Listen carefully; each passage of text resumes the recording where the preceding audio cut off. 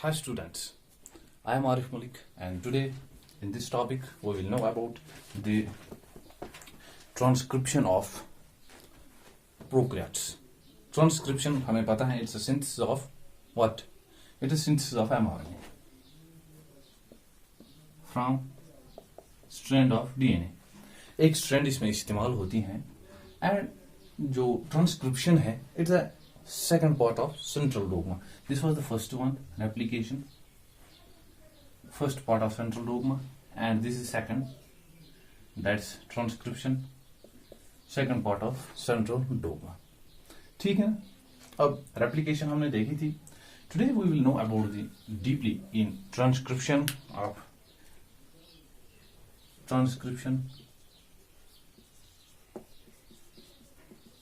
in prokaryotes. Transcription हम आज देखेंगे प्रोकैरियोट्स. पहले मैंने बताया इट्स ट्रांसक्रिप्शन के बारे में बताया कि ट्रांसक्रिप्शन जो है सेकंड पार्ट है सेंट्रल डोग्मा का. The main motive of transcription is the synthesis of mRNA from a one strand of DNA. चलो हम वही देखते हैं कौन सी स्ट्रैंड है जो इसमें इस्तेमाल होती है, कौन सी. Suppose this is DNA, we have this is DNA and this is polarity of DNA. हमें तो पता है यहाँ 5' 3' होता है and this side is 3' 5'. This is a DNA. You know, ये DNA जो होता है it's divided into 3 parts or 3 sub units जहां से रैपिड ट्रांसक्रिप्शन होती है. पहले मैं आपको बता दूं DNA में से जो स्ट्रैंड ट्रांसक्रिप्शन के लिए इस्तेमाल में आएगी that will be this strand. Hence this strand is known as template strand. This is template. आपको एक क्वेश्चन पूछा जा सकता है, the strand of DNA which is used for the synthesis of mRNA is 5 to 3' or 5 to or 3 to 5'. That's this 5 to 3'. हम अब वो जानेंगे क्यों यही स्ट्रैंड है, ये क्यों नहीं है. एंड जो ये स्ट्रैंड है इसे हम फिर क्या कहते हैं, एंटी टेम्पलेट. पहले हम बेसिक समझ लेते हैं, बाद में हम देखेंगे इसे हम क्या कहते हैं. इसे हम कहते हैं कोडिंग स्ट्रैंड भी, कोडिंग स्ट्रैंड है ना. इस स्ट्रैंड को हम टेम्पलेट कहते हैं, इसे हम फिर नॉन कोडिंग कहते हैं. ठीक है ना, इसे हम क्या कहते हैं, नॉन कोडिंग. और this strand is also known as sense strand. ठीक है ना, फिर इसे हम क्या कहेंगे, antisense strand. These are names of these two strands, and the strand which is used for the synthesis of mRNA, that's this template one. So suppose this is a DNA,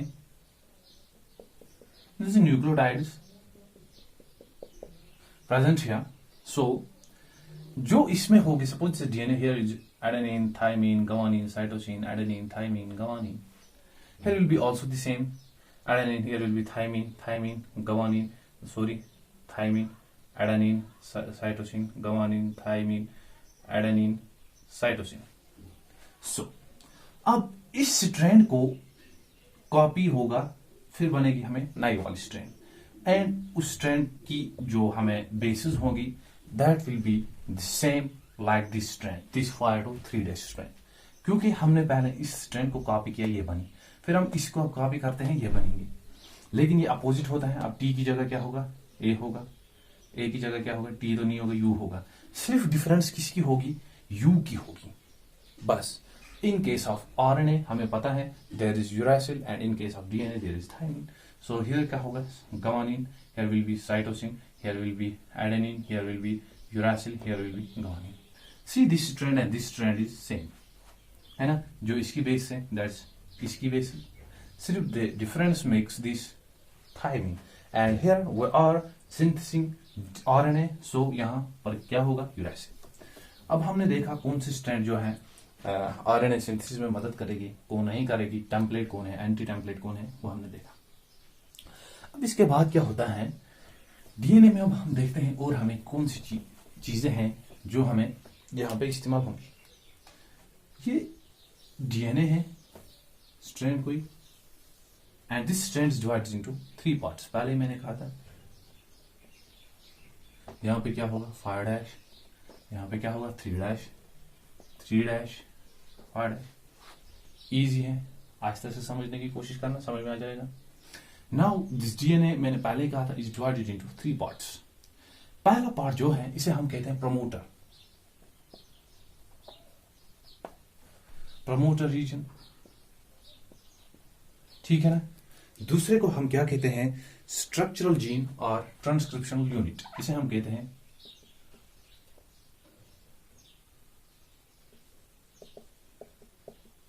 transcriptional unit और structural gene, ठीक है ना। And this part is known as terminator reason.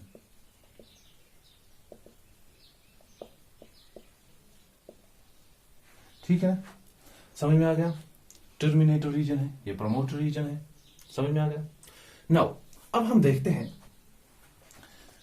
पहले ये promoter reason क्या होता है। Promoter region is the region which decides the initiation of or initiation of transcription, decides initiation of transcription।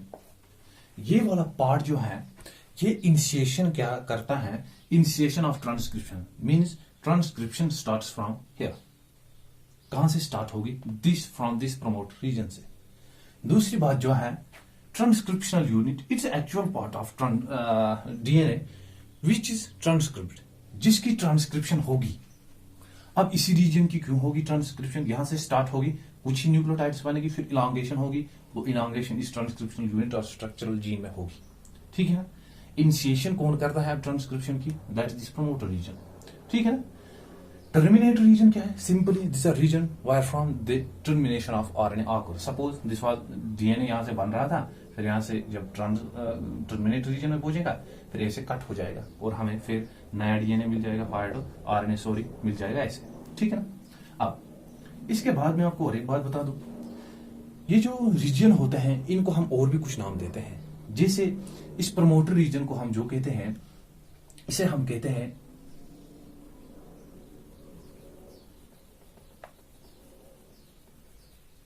Upstream reason.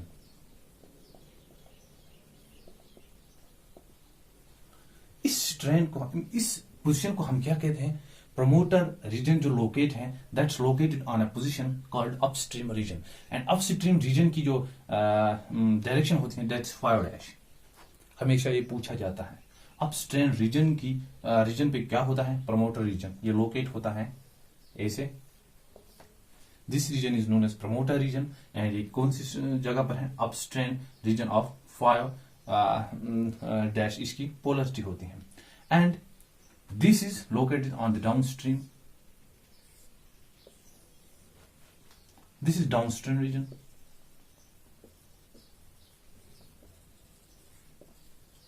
है ना। अब ये लोकेट क्या होगा डाउनवर्ड्स, ये अपवर्ड्स है, इसकी पोलरिटी जो होगी वो ऐसे होगी 3 डैश। ये भी पूछा जा सकता है जहन में। And the transcription unit is its between the terminator and promoter region. समझ में आ गया। अब इसके बाद हम आगे चलते हैं, अपस्ट्रीम डाउनस्ट्रीम आपको समझ आ गया, ठीक है ना। अब क्या होगा, ये जो प्रमोटर रीजन होता है डीएनए का, suppose again this is DNA and is 5 3 3 5। अब ये हमारे पास डीएनए है, मैंने बताया था पहले this is a promoter region. Promoter region जहां से ट्रांसक्रिप्शन जो है स्टार्ट होगी, where from the transcription occurs. So अब हम पहले यही रीजन को डिफाइन करते हैं। इस रीजन में क्या होता है, इसमें कुछ सीक्वेंसेस होती हैं, क्या होती हैं, या कुछ पोजीशन होती हैं, लोकेशन होती हैं, अब जहां से डीएनए की आरएनए की ट्रांसक्रिप्शन हो। सो अगर हम यहां से गिनना शुरू करें, इस साइड में माइनस होगा, इस साइड में जो प्लस होगा। अब हम यहां अगर गिनते गिनते जाएं, यहां तक एक रीजन होगा, जब हम पहुंच जाएंगे -10 पे, है ना, फिर चलते चलते चलते चलते हम कभी कभार पहुंच जाएंगे और एक जगह पर जहां पे लोकेशन क्या होगी -35। ऐसे 2 लोकेशन रहती हैं एक that's on -10 region and -35 region, and इस -10 रीजन पर एक स्पेसिफिक सीक्वेंस ऑफ डीएनए होती है दैट्स नोन एज, पहले मैं लिख देता हूं, इसको हम क्या कहते हैं, TAT. This region or this sequence is known as Tata box or Pribnow box. This was discovered by the scientist known Hans Pribnow, and फिर इसका नाम जो रख दिया गया वो रख दिया गया प्रिबनो बॉक्स और टाटा बॉक्स. टाटा बॉक्स की जो लोकेशन होती है ये पूछा जाता है दैट्स -10 रीजन. ठीक है ना, पहले इन चीजों को ध्यान में रखना, फिर बाद में हम देखते हैं ट्रांसक्रिप्शन को, फिर इजी बन जाएगी, फिर कुछ नहीं लगेगा ऐसे समझने में. अब -35 पर चलते चलते हम पहुंच जाएंगे -5 में. जब हम 35 में जब पहुंच जाएंगे तो अल्टीमेटली यहां भी हमें एक रीजन ऐसे मिलेगा, यहां भी 6 होंगी, and this region is 6 base pair. यहां 6 बेस पेयर होंगी, वो बेस भी कौन होगी, TAT, ये आपको याद रखना है. फिर जब यहां पहुंच जाएगी यहां भी 6 होंगी, ऐसे 3 4 5 6. ये कौन सी होंगी,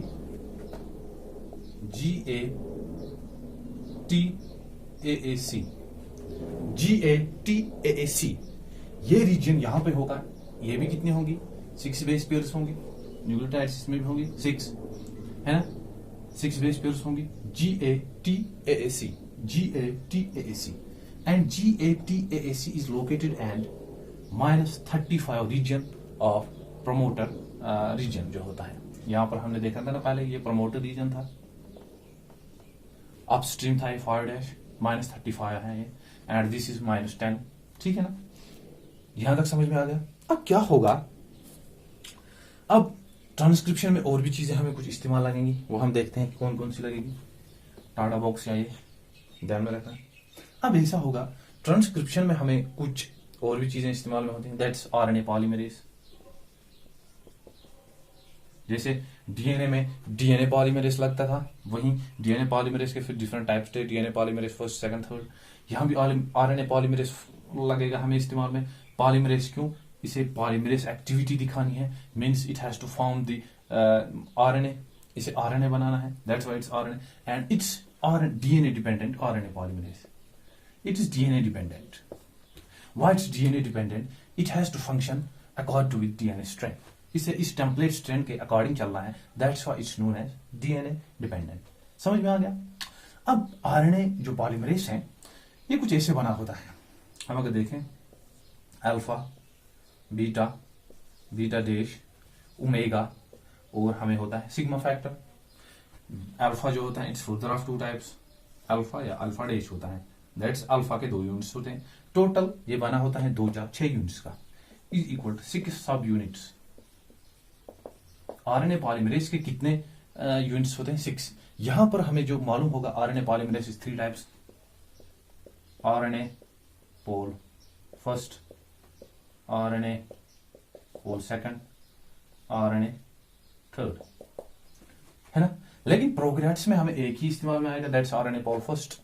ठीक है ना, आरएनए पॉलीमरेज फर्स्ट हमें क्यों इस्तेमाल में आएगा, हमें पता है this is used for synthesis of mRNA, है ना, नो सॉरी आरएनए, आरएनए.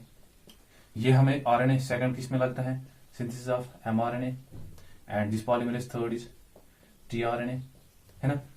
ये यूकैरियोट्स का मैकेनिज्म है, हम प्रोकैरियोट्स पढ़ रहे हैं, हमें एक ही इस्तेमाल में आएगा, दैट्स दिस आरएनए पॉलीमरेज. ठीक है, आरएनए पॉलीमरेज अब हमने देखा दिस मेड अप ऑफ 6 सब यूनिट्स, है ना. अब ये 6 subunits when combined together they forms another structure known as,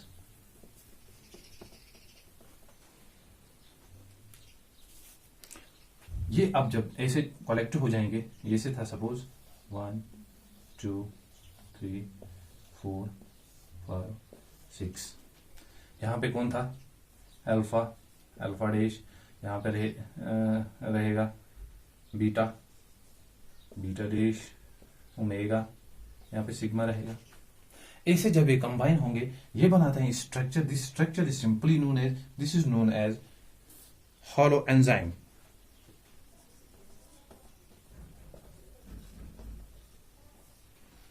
ये क्या बन गया, हॉलो एंजाइम के कितनी यूनिट्स हैं, इज इक्वल टू 6 यूनिट्स। ये कितने यूनिट्स का बना है, 6 यूनिट्स का बना है कौन, हॉलो एंजाइम। ठीक है ना, समझ में आ गया। अब क्या होता है, कभी कभार इस हॉलो एंजाइम से ये सिग्मा फैक्टर जो है निकल जाता है।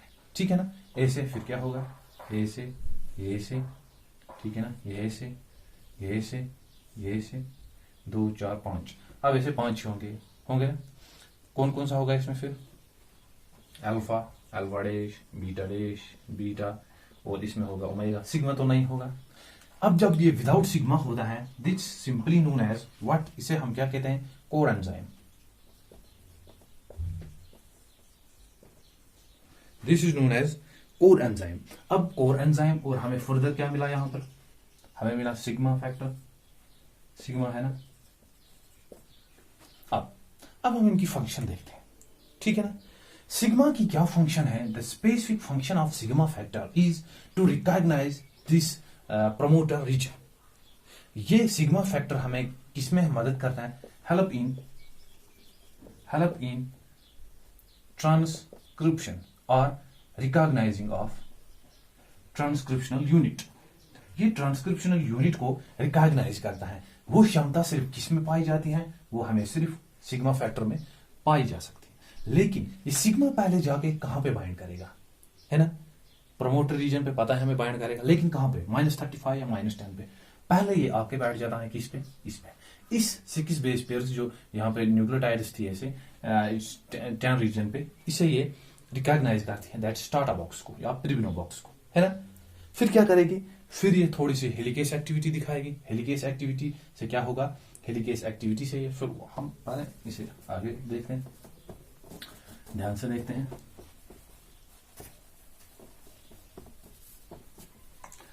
अब हमारे पास एंजाइम भी आ गए, ट्रांसक्रिप्शन के आ गए ना। फिर हमारे पास ऐसे डीएनए है ना। ये कौन सा रीजन है, प्रमोटर रीजन को मैं सिर्फ यहां पे ड्रा करूंगा इस वक्त। ये हमें पी रीजन है, प्रमोटर रीजन।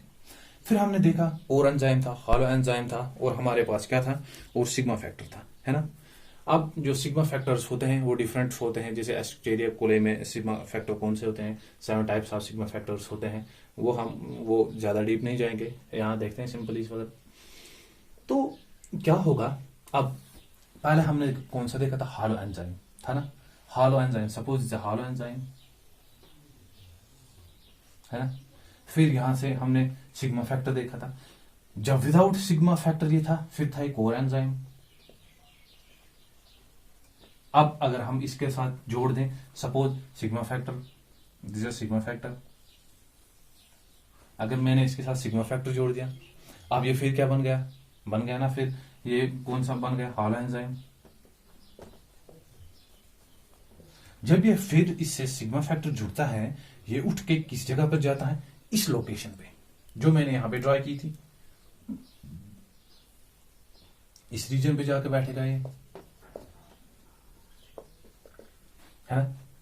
अब ये जब आके यहां पे बाइंड करता है तो ये क्या दिखाता है, it shows helicase activity. Helicase means जैसे हमने डीएनए रेप्लिकेशन में देखा, ये न्यूक्लियोटाइड्स को कट करेगा। अब जब न्यूक्लियोटाइड्स कट हो गई तो यहाँ कुछ यूनिट बन जाएगा, बबल जैसा स्ट्रक्चर, जैसा रेप्लिकेशन में भी देखा था। अब ये जो ऐसा हमें ये स्ट्रक्चर मिल गया, इसे हम कहेंगे रेप्लिकेशन बबल। ठीक है, अब हमें क्या मिल गया यहाँ पे, रेप्लिकेशन बबल। इन दोनों ने एक्टिविटी दिखाई, पॉलीमरेज सॉरी इन्होंने हेलिकेस एक्टिविटी पहले दिखाई। अब जब इन्होंने हेलिकेस एक्टिविटी दिखाई, अब आरएनए ये पॉलीमरेज जो है अपनी फंक्शन दिखाएगा। इनकी फंक्शन क्या है, polymerase activity, they show it's polymerase activity. जब ये अब पॉलीमरेज एक्टिविटी दिखाएंगे, मैं यहां पे ये ड्रॉ करता हूं, ये था यहां पर कोर एंजाइम, ठीक है ना, कोर एंजाइम पहले। अब इसके साथ ऐसे सिग्मा फैक्टर है, अब ये क्या बन गया, हॉलो एंजाइम। अब इसने ऐसे क्या की, रेप्लिकेशन बबल बना दिया।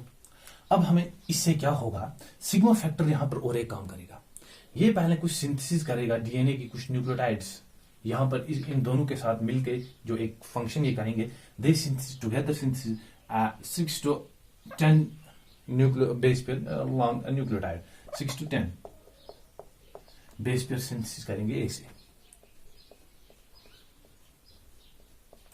ए से जब ये आरएनए का छोटा हिस्सा ऐसे सिंथेसिस करेंगे इस रीजन में, तो ऐसे होगा adenine uracil guanine cytosine cytosine guanine adenine uracil uracil adenine, ऐसे कुछ सिंथेसिस करेंगे, है ना, आरएनए को सिंथेसिस करेंगे। अब जब इसकी इन्होंने कुछ ऐसी थोड़ी बहुत बेस पेयर्स बना ली, हमें तो पता है आरएनए सिंगल स्ट्रैंड होता है। अब जब ये आरएनए की स्ट्रैंड ऐसे हमें मिल गई, डीएनए की स्ट्रैंड को टेम्पलेट को कॉपी करके, फिर क्या होता है, this sigma factor goes out, ये बाहर निकल जाता है। अब देखो समझना, जब ये सिग्मा फैक्टर बाहर जाएगा तो क्या होगा, सिंपली दिस कोर एंजाइम अब क्या बन गया, फिर हॉलो एंजाइम, है ना, हॉलो। अब इसका जो वजन है थोड़ा सा घट गया ना, है ना, वजन जब कम हो गया, अब ये थी, हमने देखा तो अगर देखे ट्रांसक्रिप्शन के 3 पार्ट्स होते हैं, इनिशिएशन, इलांगेशन। यहां तक जो मैंने डिफाइन किया वो था इनिशिएशन, हम इनिशिएशन कर रहे थे। अब इनिशिएशन हो गई है बच्चे, देखो हमें थोड़ा सा आरएनए मिल गया है। अब इनिशिएशन के बाद क्या होगा, दूसरा स्टेप इलांगेशन, है ना, इलांगेशन एंड टर्मिनेशन की तरफ चलते हैं। पहले हम इलांगेशन देखते हैं। अब जब इलांगेशन में होगा, इलांगेशन मतलब ये अब ए से आगे बढ़ेगा, है ना, सपोज अगर ये डीएनए है ना, अब ये ऐसे ऐसे कट करते जाएगा, आगे जो यहाँ पे न्यूक्लियोटाइड्स होंगे इनको ऐसे कट करता जाएगा, ऐसे आगे चलता जाएगा। अब ये हॉलो एंजाइम, है ना, आरएनए की सिंथेसिस ऐसे होती जाएगी, वो आप देखते हैं। अब ये पहुंच जाएगा किस रीजन में, एक्चुअल पार्ट जिसमें ट्रांसक्रिप्शनल या स्ट्रक्चरल जीन हम इसे कहते हैं, या ट्रांसक्रिप्शनल यूनिट, जहां से ट्रांसक्रिप्शन अब पूरे हिस्से में होगी। अब सपोज मैं ड्रॉ करता हूं इस रीजन को, किस रीजन को, this is the region of elongation, है ना। अब इलांगेशन होती है, यहां में ऐसे डीएनए था, सॉरी आरएनए था, ये आरएनए सिंथेसिस होते होते यहां से शुरू होना हुआ था ना। अब ये बबल जैसे ये बबल आगे बढ़ता जाएगा, ये आरएनए ऐसे ऐसे आउट आता जाएगा ना, है ना, ये आरएनए ऐसे ऐसे चलता जाएगा, ये डीएनए के अंदर तो नहीं रह सकता, यहां से ऐसे होता है ना। अब क्या होगा, जैसे ये आगे चलता जाएगा, ये आरएनए यहां से पीछे पीछे आता जाएगा। अब इलांगेट होता, इलांगेट मीन्स हमें जैसे किसी चीज को लंबा करना है, तो इलांगेट, इलांगेशन जब होगी ये ऐसे चलता जाएगा, है ना। एक वक्त होगा हमारे पास एक लंबा जो है आरएनए सिंथेसिस हो रहा है ट्रांसक्रिप्शनल यूनिट में, this was elongation. Elongation simple है, इलांगेशन में क्या होगा, लंबी होगी आरएनए की चेन, सिंपल है ना। कौन से बनाएगा, जो मैंने पहले बता दिया वही एंजाइम से बनाते रहेंगे। अब हम चलते हैं टर्मिनेशन की द्वारा, है ना।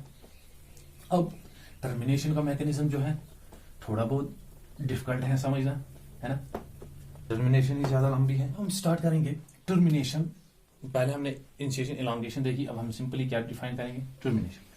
Suppose again this is DNA now, this ये रीजन में सिर्फ कौन सा ड्रा करता हूं यहाँ पे, जो टर्मिनेशन रीजन है, कौन सा रीजन, सिर्फ मैं ड्रा कर रहा हूं यहाँ पे terminator reason, T reason.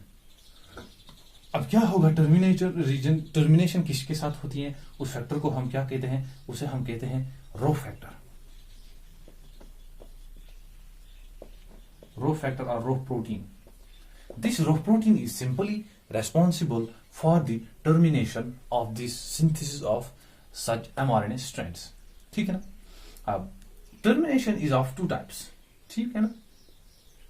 If we see termination is of 2 types, it's first row dependent and another one is row independent.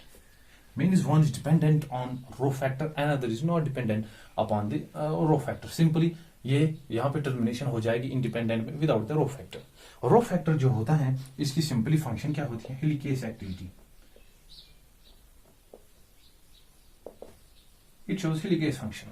अब वो देखते हैं, अब जो डिपेंडेंट है, इंडिपेंडेंट, इसको तो विदाउट हेलिकेज फंक्शन दिखाने के बगैर ही टर्मिनेशन होगी।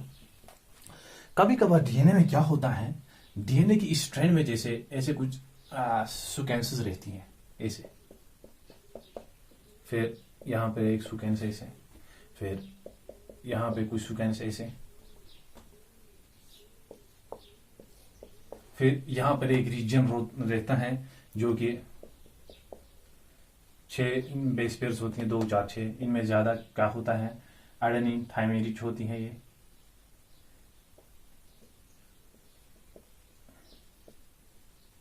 है ना, ये एडेनिन थाइमिन रिच रीजन है, ठीक है। ये सीक्वेंस कभी कभार डीएनए में रहती है। Here we will discuss the rho independent हम डिस्कस करेंगे। अब क्या होता है, यहां पर कोई डीएनए में सीक्वेंस रहती है, सपोज जैसे guanine cytosine adenine thymine guanine cytosine, ठीक है ना, यहां पे यही रहेगी guanine cytosine guanine adenine thymine adenine guanine, sorry यहाँ पे होगा साइटोसिन, यहाँ पे होगा गवानिन। ऐसे इस सीक्वेंस की यहाँ पे अपोजिट सीक्वेंस रहती है और यहाँ पे हमें 6 बेस पेयर्स पाई जाती हैं। वो सपोज कोई पर्टिकुलर होती है, इधर that will be adenine thymine और कुछ होगा, सपोज वी टेक हियर गवानिन यहाँ पर इस 6 पोजीशन पे पाया जाएगा, है ना। इन सीक्वेंस को हम क्या कहते हैं, इन्वर्टेड रिपीट सीक्वेंस। इनको यहां से यहां तक, क्योंकि इस डीएनए में इसी की अपोजिट यहां पे पाई जाती है ना। इस रीजन की जो सीक्वेंस है वो अपोजिट हमें यहां पे पाई जाती है एक ही स्ट्रैंड में। इसे हम क्या कहते हैं, इन्वर्टेड रिपीट सीक्वेंसेस, है ना। अब इन्वर्टेड रिपीट सीक्वेंस को क्या होता है कभी कभार, अब ध्यान में रख लेना, इसको हमने क्या कहा था, इन्वर्टेड रिपीट सीक्वेंस। अब इसका क्या होगा कभी कभार, जब इसकी एमआरएनए सिंथेसिस होगी, है ना, हमें टर्मिनेशन करनी है, तो ये कुछ ऐसे होगा ना, जब इससे स्ट्रैंड निकलेगी कैसे होगा, ऐसे होगा 1 2 3 4 5 6 था यहाँ पे, ठीक है ना। ये यहाँ पे क्या होगा, इसका अपोजिट होगा G C C G A U, T के बदले क्या होगा A, C के बदले G के बदले सॉरी C होगा, C के बदले G। यहाँ पे यूरासिल होगा, अब एमआरएनए होगा हमारे पास सिंपली, यहाँ पर यही रीजन है ना, G, इसका अपोजिट रहेगा C C C C C C। अब ये रीजन जो है इन्वर्टेड रिपीट सीक्वेंस का, है ना, ये रीजन कौन सा रीजन है, यहाँ पे ये रीजन है, इसका अपोजिट था यहाँ पर, अब इसका अपोजिट यहाँ पे होगा, है ना। ये क्या था, कौन सा होगा, ये भी होंगे 2 4 6 1 2 3 4 5 6, ये होंगी साइटोसिन गवानिन साइटोसिन, यहाँ पे क्या होगा यूरासिल, नहीं एडेनिन होगा, यहाँ पे यूरासिल होगा, यहाँ पे गवानिन होगा, यहाँ पे साइटोसिन होगा, है। फिर इसके बाद जो है यहाँ पर कुछ मैंने बताई थी एडेनिन थाइमिन रिच एक सीक्वेंस रहेगी, वो हम अभी ड्रा नहीं करते। क्या हो जाता है, ये जो एमआरएनए की अब स्ट्रैंड बन रही है, ये कभी कभार hairpin loop like structure बना जाती है, जैसे ऐसे, sorry hairpin loop like structure हमें बन जाता है। इसको सपोज इसे हम अगर यहां से ऐसे खींचते हैं तो हमें क्या मिल जाता है, अगर हम इसे यहां से ऐसे खींचते हैं, ये पार्ट ऊपर आ जाएगा, ये इस साइड में, और ये पार्ट नीचे आ जाएगा, मीन इसका अपोजिट हमें इसमें आ जाएगा। ये पार्ट अगर ये है तो इसका अपोजिट ये है, वो यहाँ पे आ जाएगा, है ना, सिंपली। तो क्या होता है, कुछ ऐसा स्ट्रक्चर जब बन जाता है, इसे हम कहते हैं hairpin loop like structure, hairpin structure. अब क्या होगा, यहां पर क्या था हमें सी, अब कुछ ऐसा होगा 2 4 6 1 2 3 4 5 6, यहाँ पर क्या होगा साइटोसिन गवानिन यूरासिल एडेनिन साइटोसिन गवानिन, यहाँ पे इसका अपोजिट रहेगा 1 2 3 4 5 6, ये रहेगा ऐसे साइटोसिन गवानिन साइटोसिन, यहाँ पर क्या होगा एडेनिन होगा, यहाँ पे क्या होगा यूरासिल, यहाँ पे गवानिन, यहाँ पे साइटोसिन। अब इस स्ट्रैंड का अपोजिट रहेगा, यहाँ पे सी के बदले क्या होगा, फिर जी जी जी जी जी, ये कुछ ऐसे 6 रहेंगे, है ना। अब ये जब hairpin loop like structure बन जाता है, सपोज ये कुछ ऐसे होता है ना, कुछ ऐसे स्ट्रक्चर होता है। अब यहां पे मैंने दिखाया था एडेनिन थाइमिन रिच एक रीजन होता है ना। जब एडेनिन थाइमिन रिच रीजन, क्या मैं सिंपली से रब कर देता हूं यहां पे,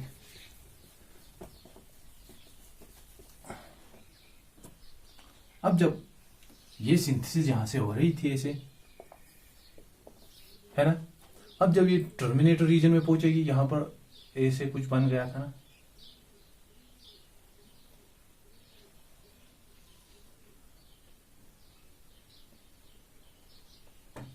हेयरपिन लूप लाइक स्ट्रक्चर हमें जो मिल गया यहाँ पे। अब क्या होगा, यहाँ पे मैंने कुछ एक रीजन बताया था, ATT कुछ ऐसा ज्यादा रहेगा, एडेनिन थाइमिन रीच।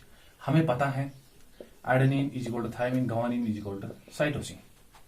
एडेनिन में क्या होता है, एडेनिन में ज्यादा क्या होता है, एडेनिन थाइमिन में 2 ही बॉन्ड होते हैं, 2H बॉन्ड्स, इसमें 3 वो होते हैं। हमें ज्यादा एनर्जी तोड़ने के लिए किसे लगेगी, इसे एडेनिन थाइमिन को कम लगेगी, सॉरी इसको ज्यादा लगेगी, 3 बॉन्ड्स हैं। अब सिंपली क्या होगा, इस रीजन में एडेनिन थाइमिन था, इसका अपोजिट क्या रहेगा, इसका अपोजिट हमें रहेगा यहाँ पर सिंपली, यहाँ पर हमें रहेगा अब RNA है, mRNA, यहाँ अगर एडेनिन है, एडेनिन एडेनिन एडेनिन मैंने रखा था, यहाँ पे क्या होगा, यूरासिल यूरासिल यूरासिल यूरासिल रहेगा ना, फिर अगर होगा कहीं का बार A होगा ना, इसकी अपोजिट यहाँ पे होगी ना RNA। अब जब ये प्रोसेस आगे चलती जाएगी, एक वक्त पूछेगा कि इसमें एक पाज हो जाता है, जिसे हम ट्रांसक्रिप्शन पाज कहते हैं। जब वो पाज हो जाएगा सिंपली, अब ये RNA जो है सिंपली यहाँ से सिंथेसिस होकर ऐसे बाहर आ जाएगा। सपोज अब ये RNA है, अब ये RNA ऐसे सिंथेसिस हो रहा था, अब ये सिंपली हमें ऐसे मिल जाएगा, ये हमारा RNA, फिर ऐसे हो गए 5'3'। सिंपली इसके लिए हमें कोई भी रो फैक्टर या रो प्रोटीन इस्तेमाल में नहीं लगा। क्यों नहीं लगा, ताकि इसमें एडेनिन यूरासिल रो की जो फंक्शन मैंने पहले ही बताई, दैट्स हेलिकेज फंक्शन, है ना। अब यहाँ पे हेलिकेज को उतना ज्यादा फंक्शन नहीं दिखाने हैं, क्यों, यूरासिल ज्यादा है। इनमें जो होती है DNA में क्या होती है, एडेनिन थाइमिन या गुआनिन साइटोसिन, या ऐसे हो सकते हैं एडेनिन यूरासिल। हमें पता है ये तो स्टेबल होते हैं, स्टेबल बॉन्डिंग, ये अनस्टेबल होती है। ये अनस्टेबल बॉन्डिंग होने के कारण क्या होता है, यहाँ पे हमें ज्यादा एनर्जी नहीं लगती है, इसलिए कोई प्रोटीन नहीं इस्तेमाल में लगता है, सो हमें ऐसे RNA सिंपली मिल जाता है। अब हम सिंपली देखते हैं रो डिपेंडेंट के फैक्टर में क्या होगा।